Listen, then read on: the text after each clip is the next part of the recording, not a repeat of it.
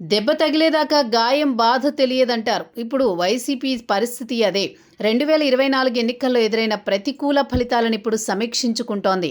కొన్ని వర్గాల విషయంలో తాము అనుసరించిన తీరును గుర్తు చేసుకుంటోంది. తప్పిదాలను సరిచేసుకునే పనిలో ఉంది. ముఖ్యంగా పవన్ విషయంలో స్ట్రాటజీ మార్చినట్లు స్పష్టమవుతోంది. కేవలం పవన్ను తిట్టడం వల్లే కాపులు తమకు దూరమయ్యారన్న విషయాన్ని గ్రహించింది. ఇక ముందు ఆ తప్పిదం జరగకుండా చూసుకోవాలని భావిస్తోంది. అందుకే రాష్ట్ర వ్యాప్తంగా కాపు ఆత్మీయ సమావేశాల పేరుతో వైసీపీ కాపు నాయకులు సమావేశమవుతున్నారు. పార్టీ శ్రేణులకు కీలక సూచనలు చేస్తున్నారు. తాజాగా మాజీ మంత్రి పేర్ని నాని కీలక సూచన చేసినట్లు తెలుస్తోంది. మారిన వైసీపీ వైఖరిని అది స్పష్టం చేస్తోంది.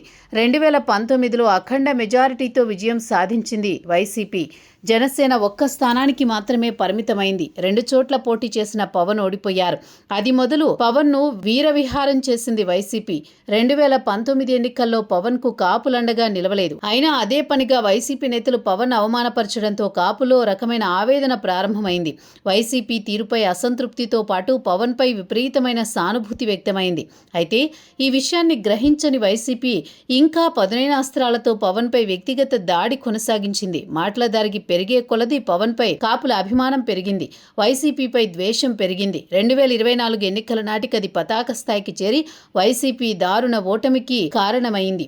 కూటమి అధికారంలోకి వచ్చి 2 ఏళ్లవుతోంది. కానీ పవన్పై వ్యక్తిగత దాడి తమకు నష్టం చేసిందన్న విషయాన్ని గ్రహించలేకపోయింది వైసీపీ. ఇటీవల కాపు అంశాన్ని ఇతివృత్తంగా చేసుకొని వైసీపీ కొత్త రాజకీయం మొదలుపెట్టింది. ఈ క్రమంలో తనకు కులం పట్టింపులు లేవంటూ కళ్యాణ్ తేల్చి చెప్పిన సంగతి తెలిసిందే. దీనిని అస్త్రంగా చేసుకుని వైసీపీ పవన్పై సుతిమెత్తటి విమర్శలకే పరిమితమవుతోంది. రాష్ట్ర వ్యాప్తంగా కాపు నేతల ఆత్మీయ సమావేశాలు నిర్వహిస్తోన్న సంగతి తెలిసిందే.